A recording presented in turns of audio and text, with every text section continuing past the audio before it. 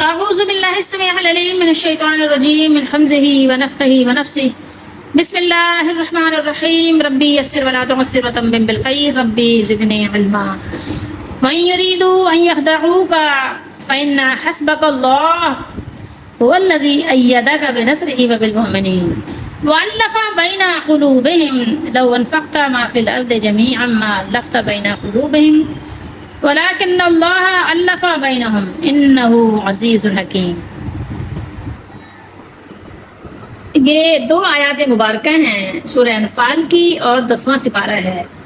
آیت نمبر 62-63 یعنی 62-63 سورہ انفال کی. اور اگر وہ تمہیں فریب دینا چاہیں، دھوکہ دینا چاہیں، تو بے شک اللہ تمہیں کافی ہے. اللہ آپ سب کے لیے کافی ہے. یہاں پر ویسے واحد کا صیغہ ہے. نبی کریم صلی اللہ علیہ وسلم سے اللہ نے خطاب فرمایا. آپ کے حوالے سے آپ کی امت کے لیے بھی سب کے لیے اللہ ہی کافی ہے. هو الذی، وہی ہے جس نے تمہیں زور دیا، ٹھیک ہے، قوت بخشی اپنی مدد کا، ٹھیک ہے، یعنی قوت کس کے ذریعے؟ اپنی مدد کے ساتھ اللہ تعالیٰ نے بے نصری اپنی مدد کے ساتھ قوت دی، ٹھیک ہے، اور مسلمانوں کا اور ان کے دلوں میں میل کر دیا، ٹھیک ہے، ان کے دلوں میں کیا کیا؟ الفت پیدا کر دی، ان کے دلوں میں میل ملاپ پیدا کر دیا. وَأَلَّفَ بَيْنَ قُلُوبِهِمْ، اگر تم زمین میں جو کچھ ہے سب خرچ کر دیتے، لو انفقتا، اگر آپ صلی اللہ علیہ وسلم سے اللہ تعالیٰ نے خطاب فرمایا. اور ویسے بھی انسان دلوں کو نہیں ملا سکتا. کوئی بادشاہ ملک فتح کر سکتا ہے، ٹھیک ہے، زمین فتح کر سکتا ہے، فوج فتح کر سکتا ہے، دل فتح نہیں کر سکتا. یاد رہے، اگر تم زمین میں جو کچھ ہے سب کچھ خرچ کر دیتے، ان کے دل نہ ملا سکتے، لیکن اللہ نے ان کے دل ملا دیے. بے شک وہی ہے غالب، حکمت والا، ٹھیک ہے، یعنی اللہ ہی کا غلبہ ہے، اسی کی عزت ہے، اور سارے کام جو ہو رہے ہیں سب اس کے حکمت کے تحت ہو رہے ہیں، حکمت کے مطابق ہو رہے ہیں. اس سے پہلے ہم نے آیت تلاوت کی تھی وتوکل علی اللہ. یہ دیکھیں سامنے ہی ہے، قریب ہی ہے، دور نہیں ہے، تو مزید اس کی یہاں تاکید کر دی گئی ہے. ٹھیک ہے، اس جملے میں پچھلی آیت کے جملے وتوکل علی اللہ کے مزید تفصیل و تاکید ہے. اللہ تعالیٰ نے رسول اللہ صلی اللہ علیہ وآلہ وسلم کو یقین دلایا کہ اگر ان کے ارادے میں فطور ہے، دھوکہ ہے، فریب ہے، ٹھیک ہے، تب بھی آپ فکر نہ کریں، آپ کو اللہ تعالیٰ ہر طرح کافی و شافی ہے. آپ دیکھتے نہیں کہ اس نے کس طرح اپنی خاص نصرت کے ساتھ آپ کو قوت بخشی، اہل ایمان ساتھی عطا کیے، ٹھیک ہے، دل فدا کرنے والے ساتھی آپ کے ساتھ ہیں. ان کی باہمی عداوتیں جو آپ کے پوری زمین کی ہر چیز خرچ کرنے کے بھی، خرچ کر دینے پر بھی یا خرچ کر دینے کے بعد بھی دور نہیں ہو سکتی تھی، اس نے اپنے خاص فضل سے دور کر کے ایمان کی بدولت ان کے دلوں میں الفت و محبت ڈال دی اور انہیں یکجان کر دیا. انہیں کیا کر دیا؟ یکجان کر دیا. یکجان کر کے آپ کی پشت پر کھڑا کر دیا، آپ کا سپورٹر بنا دیا، فیور کرنے والا، فیور دینے والا بنا دیا. اور وہ اللہ ہر چیز پر غالب ہے، مگر اس کا غلبہ اندھے کی لاٹھی نہیں ہے، وہ کمال درجے کی حکمت بھی رکھتا ہے، اس لیے تم صرف اسی پر بھروسہ رکھو. ان آیات مبارکہ میں اللہ تعالیٰ نے نبی کریم صلی اللہ علیہ وآلہ وسلم اور مومنوں پر جو احسانات فرمائے، ان میں سے ایک بڑے احسان کا ذکر فرمایا ہے، اور وہ یہ ہے کہ نبی صلی اللہ علیہ وسلم کی مومنین کے ذریعے سے مدد فرمائی. وہ آپ کے دست و بازو اور محافظ و معاون بن گئے. مومنین پر یہ احسان فرمایا کہ ان کے درمیان پہلے جو عداوت تھی اسے محبت و الفت میں تبدیل فرما دیا. پہلے وہ ایک دوسرے کے خون کے پیاسے تھے، اب ایک دوسرے کے جانثار بن گئے. پہلے ایک دوسرے کے دلی دشمن تھے، اب آپس میں رحیم و شفیق ہو گئے. صدیوں پرانی باہمی عداوتوں کو اس طرح ختم کر کے باہم پیار اور محبت پیدا کر دینا، یہ اللہ تعالیٰ کی خاص مہربانی اور اس کی قدرت و مشیت کی کار فرمائی تھی. ورنہ یہ ایسا کام تھا کہ دنیا بھر کے خزانے بھی اس پر خرچ کیے جاتے یا کر دیے جاتے، تب بھی یہ گوہر مقصود حاصل نہ ہوتا. اللہ تعالیٰ نے اپنے اس احسان کا ذکر پہلے بھی فرمایا ہے. سورہ آل عمران میں بھی ہم نے تلاوت کیا تھا. یہ بات میں آپ کو بخاری شریف میں حدیث نمبر 4330 پہ بھی سنا دیتی ہوں، کتاب المغازی میں. جب جنگ حنین ہوئی تھی اور حنین میں جب مال غنیمت ملا تھا اور رسول اللہ صلی اللہ علیہ وسلم نے وہ غنیمت اور غنائم جب تقسیم فرمائے تھے تو غنائم حنین کے موقع پر انصار سے خطاب کرتے ہوئے فرمایا، اے جماعت انصار، کیا یہ واقعہ نہیں ہے کہ تم گمراہ تھے، اللہ نے میرے ذریعے سے تمہیں ہدایت نصیب فرمائی، تم محتاج تھے، اللہ نے میرے ذریعے سے تمہیں خوشحال کر دیا، اور تم ایک دوسرے سے الگ الگ تھے، اللہ نے میرے ذریعے سے تمہیں آپس میں جوڑ دیا. ٹھیک ہے. تو نبی کریم صلی اللہ علیہ وسلم جو بات بھی فرماتے انصار اس کے جواب میں یہی کہتے، اللہ و رسولہ امن. ٹھیک ہے، یعنی اللہ اور اس کے رسول ہم پر زیادہ احسان کرنے والے ہیں. تو یہ ایسا احسان ہے، اور سارے احسان ایسے ہیں کہ جس کا انسان کبھی بھی نہ پورے طریقے سے شکریہ ادا کر سکتا ہے اور نہ بدلہ دینے کا تو سوال ہی پیدا نہیں ہو سکتا. تو یہاں آپ صلی اللہ علیہ وسلم سے ان سے خطاب کیا تھا، اور وہ غنیمت کے تقسیم کے بارے میں کچھ باتیں ہوئی تھیں، اس کی وجہ سے یہ بات ہوئی تھی. تو اللہ اس کے رسول اللہ اس کے رسول کے ہم سب سے زیادہ احسان مند ہیں، یعنی سب سے زیادہ احسان ہم پر کس کے ہیں؟ اللہ کے ہیں، اور اللہ نے اپنے رسول کے ذریعے سے ہم پر احسان فرمایا ہے. ٹھیک ہے، یہ بات یہاں پوری موجود ہے، حدیث نمبر میں نے آپ کو دکھا دیا، آپ چاہیں تو یہاں سے دیکھ سکتے ہیں، پڑھ سکتے ہیں. اور حدیث قدر طویل ہے. آپ صلی اللہ علیہ وسلم نے انصار صحابہ کی تعریف بھی بہت بیان فرمائی، اور اپنے آپ کو انصار ہونے کے لیے بھی بیان کیا. اور آپ نے یہ بھی فرمایا کہ اگر سب ایک گھاٹی میں جائیں تو میں اس گھاٹی میں جاؤں گا جس میں انصار، ٹھیک ہے، انصار چل رہے ہوں، انصار کی گھاٹی ہو، میں وہاں چلوں گا. تو یہ بڑی ان کی تعریف بھی ہے، ایسی بات نہیں ہے. لیکن یہاں پر بات یہ ہے کہ اللہ تعالیٰ نے بہت احسان کیا، اور سب سے بڑا احسان یہ ہے کہ اللہ تعالیٰ نے اپنا رسول بھیجا اور اپنی کتاب نازل فرمائی، جو مسلمانوں کے لیے ہدایت کا سر چشمہ ہے، شافی و کافی ہے. دلوں میں محبت ڈالنا یہ انسان کے بس کی باہر کی بات ہے. کتنے آپ دیکھیں محبت کرنے والے لوگ نفرت کرنے لگ جاتے ہیں ایک دوسرے سے، محبتیں نفرتوں میں بدل جاتی ہیں. ایک دوسرے پر جان چھڑکنے والے زبردستی، بلکہ بعض اوقات کوئی خاتون کوئی مرد نکاح کر لیتے ہیں سارے رشتوں کو چھوڑ کر، پورے خاندان والوں سے بغاوت کر کے، لیکن کیا ہوتا ہے بعد میں وہ رشتے طلاق میں بدل جاتے ہیں. آپ نے دیکھا ہوگا، اور بلکہ دیکھ ہی رہے ہیں. تو یہ ایسی چیزیں، محبت جو ہے انسان خرید نہیں سکتا، دلوں کو فتح نہیں کیا جا سکتا. یہ اللہ کا خاص فضل ہوتا ہے کہ کسی کے دل میں آپ کے لیے اللہ محبت ڈال دے. ورنہ تو لوگ آپ اگر دیکھیں تو مسلمانوں کے علاوہ جو مومن ہے، جو مسلمان ہے، وہ تو واقعی لوگوں سے محبت کرتے ہیں. اس کے علاوہ تو آپ دیکھیں تو صرف دکھاوا ہے. لوگ ایک دوسرے سے صرف اور صرف اپنی ضرورت کے تحت اٹیچ ہیں، اپنے ضرورت کے تحت منسلک ہیں، چاہے وہ کوئی بھی رشتہ ہو. میں نہیں سمجھ سکتی کہ کوئی محبت سے ایک دوسرے کے ساتھ پیش آ رہا ہے، بلکہ ضرورت ہے، ایک دوسرے کی مجبوری ہے. ورنہ آپ دیکھیں ایسے ایسے دھوکے ہو رہے ہیں محبت کے نام پر کہ آپ اندازہ نہیں لگا سکتے. تو یہ دلوں کو ملانا یہ انسانوں کے بس کی بات نہیں ہے. اگر آپ دنیا بھر کی دولت خرچ کر لیں تب بھی آپ لوگوں کے دلوں میں الفت نہیں پیدا کر سکتے. ٹھیک ہے، آپ عداوت اور بغض میں مبتلا لوگوں کے بغض کو دور نہیں کر سکتے.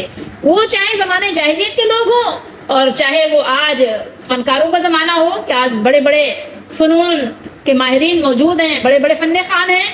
ٹھیک ہے، لیکن یہ محبت کا پیدا کرنا یہ انسان کے بس کی بات نہیں ہے. آج ہمارے دور میں آپ دیکھ لیجئے کہ کتنی خرابیاں ہیں. ایک دو خرابی ہے، ٹھیک ہے، خرابیوں کا یعنی کہنا چاہیے کہ ایک مسلسل سلسلہ ہے، سیریز ہے. ٹھیک ہے، ایک چین ہے پوری. کیسے خاتمہ کریں آپ؟ اس کا خاتمہ کرنا آسان نہیں ہے، لیکن اللہ تعالیٰ چاہیں تو دلوں کو ملا سکتے ہیں. اللہ تعالیٰ دلوں کو ملا دیتے ہیں، جو ہم نے سورہ آل عمران میں پڑھا بھی ہے.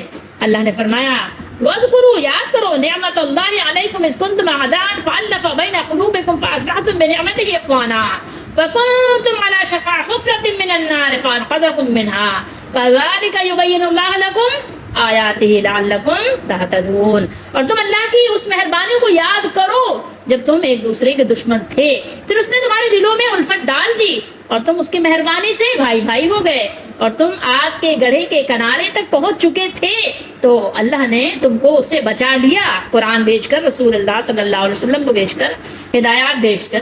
اس طرح اللہ تم کو اپنی آیتیں کھول کھول کر بیان کرتے ہیں، شاید کہ تم ہدایت پاؤ. ٹھیک ہے، تو یہ بات ہے. اور میں نے آپ کو بخاری شریف کی حدیث شریف بھی سنائی، وہ حدیث مسلم شریف میں بھی موجود ہے. تو بات یہ ہے کہ اور لیکن اللہ ہی نے ان میں الفت ڈال دی. بے شک وہ زبردست اور خوب حکمت والے بھی ہیں، یعنی اس کی ذاتی گرامی بہت زبردست ہے. جو اس پر توکل کرے وہ اس کی امید کو پورا کر دیتے ہیں.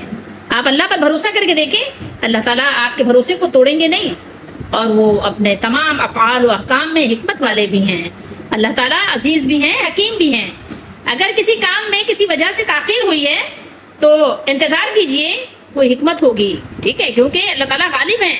لیکن اللہ کا غلبہ ایسا نہیں ہے جیسے انسانوں کا غلبہ ہوتا ہے۔ انسان جب کسی چیز پر، کسی محلے پر، کسی کرسی پر غالب ہوتا ہے نا، جب اونچا ہوتا ہے نا تو ظلم کرتا ہے، لیکن اللہ تعالیٰ ظلم سے پاک ہیں۔ انسان ظالم ہے، اپنے کرسی کا، اپنے عہدے کا، اپنے قلم کا ناجائز فائدہ اٹھاتا ہے، اور جب غصے میں آتا ہے تو وہ صحیح غلط کی تمیز کھو دیتا ہے، ٹھیک ہے، وہ عدل و ظلم میں فرق ختم کر دیتا ہے۔ لیکن اللہ کا قانون بالکل نرالا ہے، وہ کسی پر ظلم نہیں کرتے۔ تو اللہ تعالیٰ کی حکمت پر بھروسہ کرتے ہوئے انتظار کریں۔ اگر ابھی آپ کے حق میں فیصلہ نہیں آیا تو آپ پریشان نہ ہو، ٹھیک ہے۔ سوکھے شجر کو دیکھ کر نہ پریشان ہو مالی، آج لیکن ہم نوا سارا چمن ماتم میں ہے، شمعیں روشن بجھ گئی بزم سخن ماتم میں ہے۔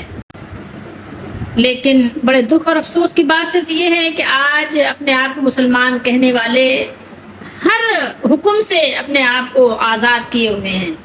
ان کو تہذیب نے ہر بند سے آزاد کیا، لا کے کعبے سے صنم خانے میں آباد کیا۔ آئے تو کعبے سے تھے، دین تو اپنا بتاتے ہیں کہ محمد رسول اللہ صلی اللہ علیہ وسلم لے کر آئے ہیں، لیکن جو نئی تہذیبیں ہیں اس کے ذریعے سے یہ آزاد ہو چکے ہیں۔ یہ کیا ہے؟ یہ کہتے ہیں کہ ان کو تہذیب نے ہر بند سے آزاد کیا، لا کے کعبے سے صنم خانے میں آباد کیا۔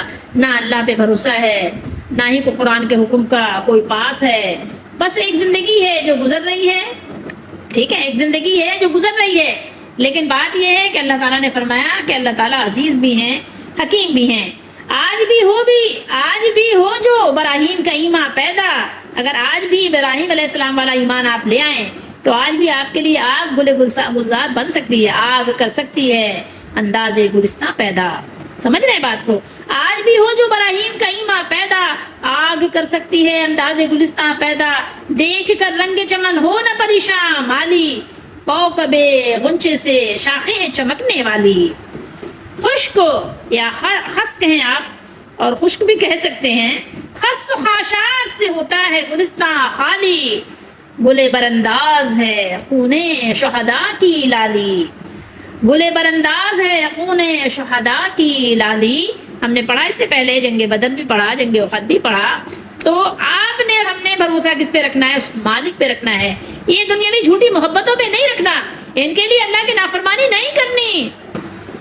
ہر وقت، ہر جگہ اور ہر ایک کے لیے بھروسہ اللہ ہی پہ کرنا ہے، ٹھیک ہے، اللہ پہ بھروسہ کرنا ہے، توکل کرنا ہے، اور وہی ہے جس پہ بھروسہ کیا جائے، اور وہی ہے غالب، اور وہی ہے حکمت والا۔ تو یہاں اللہ تعالیٰ نے ہم سب کو بتا دیا کہ دلوں کو جوڑنا، مختلف لوگوں کے دلوں کو جوڑ کر ان میں الفت اور محبت پیدا کرنا کسی انسان کے بس کا کام نہیں ہے، صرف اس ذات کا کام ہے جس نے سب کو پیدا کیا ہے۔ اگر کوئی انسان ساری دنیا کی دولت بھی اس کام کے لیے خرچ کر ڈالے کہ باہم آپس میں ایک دوسرے سے محبت پیدا کر دے اور نفرتوں کو دور کر دے، تو ایسا نہیں ہو سکتا۔ وہ کبھی بھی انسان ایک دوسرے پہ قابو نہیں پا سکتا۔ تو آپ کو معلوم ہونا چاہیے کہ دلوں میں محبت اور الفت یہ اللہ تعالیٰ کا انعام ہے، اور یہ بھی ظاہر ہے کہ اللہ تعالیٰ کی نافرمانی کے ساتھ اس کے انعام کو حاصل نہیں کیا جا سکتا، بلکہ حصول انعام کے لیے اس کی اطاعت، اس کی محبت، اس کی رضا جوئی، اس کی خوشنودی، اس کو راضی کرنا یہ شرط ہے۔ آپ بات کو سمجھیں تو آپ کو سمجھ آئے گی کہ اللہ کی نعمتیں اس کی نافرمانی کے ذریعے سے حاصل نہیں کی جا سکتی، اور یہ اللہ کی بہت بڑی نعمت ہے دلوں میں محبت، ٹھیک ہے۔ تو دیکھیں، ویسے تو دنیا میں ایک دوسرے کے بہت سے دعوے دار ہیں محبت کے، میں فلاں سے محبت کرتا ہوں، میں فلاں سے محبت کرتی ہوں، آپ میرے بہت پیارے ہیں، آپ کے بغیر میں جی نہیں سکتی، آپ کے بغیر میں رہ نہیں سکتی، آپ کے بغیر تو مجھے پتہ نہیں کیا ہو جائے گا، آپ کے اس نام جدائی کے نام سے تو میرے دل میں ہول اٹھنے لگ جاتے ہیں، میں آپ کے بغیر کیسے رہ سکتی ہوں۔ نہیں، دیکھیں، آپ مرنے کی بات نہیں کیا کریں، آپ مرنے کی بات کرتے ہیں نا تو مجھے بہت پتہ ہے، اختلاف شروع ہو جاتا ہے، میرے دل میں درد ہونے لگ جاتا ہے، مجھے یہ ہونے لگ جاتا ہے، مجھے وہ ہونے لگ جاتا ہے۔ اس طرح سے لوگ جھوٹی محبتوں کے بھی اپنے اظہار کرتے ہیں، دعوے کرتے ہیں، حالانکہ کچھ بھی نہیں ہوتا۔ کیا ہوتا ہے؟ کسی کا شوہر مر بھی جاتا ہے تو کیا ہوتا ہے؟ بعد میں عورتیں دیکھیں آپ کو زیب و زینت کر رہی ہوتی ہیں، خوب تیار ہو رہی ہوتی ہیں. آپ نے دیکھا ہوگا بیواؤں کو کہ بیوٹی پارلر جا کے خوب میک اپ کروا کے آتی ہیں, خوب اچھی اچھی ڈریسنگ کرتی ہیں, خوب سجتی بنتی ہیں, ٹھیک ہے, اور بسا اوقات آپ نے دیکھا ہوگا کہ دوسرا نکاح کر لیتی ہیں, ٹھیک ہے, پھر دوسرے شوہر کے سامنے اپنے شوہر کا نام لینا بھی گوارا نہیں کرتی ہیں. تو یہ آپ کے ساتھ دھوکے ہیں, آپ دھوکے میں نہ رہیں. آپ اپنے مالک کو راضی کریں, وہی دلوں میں محبت پیدا کرتے ہیں. جس کو آپ اپنی بیوی کہتے ہیں میری بیوی ہے, ٹھیک ہے, یہ میری ہے, جس کی خاطر آپ اپنے ماں باپ کو چھوڑ دیتے ہیں, بہن بھائیوں کو چھوڑ دیتے ہیں, رشتوں کو کاٹ ڈالتے ہیں, پتہ نہیں کیا کچھ کر ڈالتے ہیں, چوری کرتے ہیں, ڈاکہ ڈالتے ہیں, رشوت کھاتے ہیں, سود لیتے ہیں, اور پتہ نہیں کیا کیا ناجائز طریقے سے آمدنی اپنے بڑھاتے ہیں, وہی بیویاں آپ کی کیا کرتی ہیں, دھوکہ دے کے چلی جاتی ہیں, ٹھیک ہے, خلا مانگ لیتی ہیں, طلاق لے لیتی ہیں, اور تو اور دوسرے نکاح کر لیتی ہیں, دوسروں سے کیا ہے, دوسروں سے اپنے رشتے قائم کر لیتی ہیں, آپ کو دھوکہ دیتی ہیں.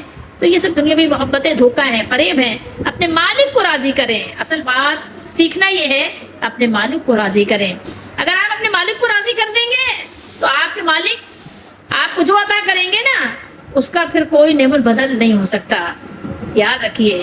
تو اس لیے ہمیں سمجھنے کی ضرورت ہے. سمجھنا سمجھانا یہ مومنوں کے لیے بہت فائدہ مند نفع بخش ہے.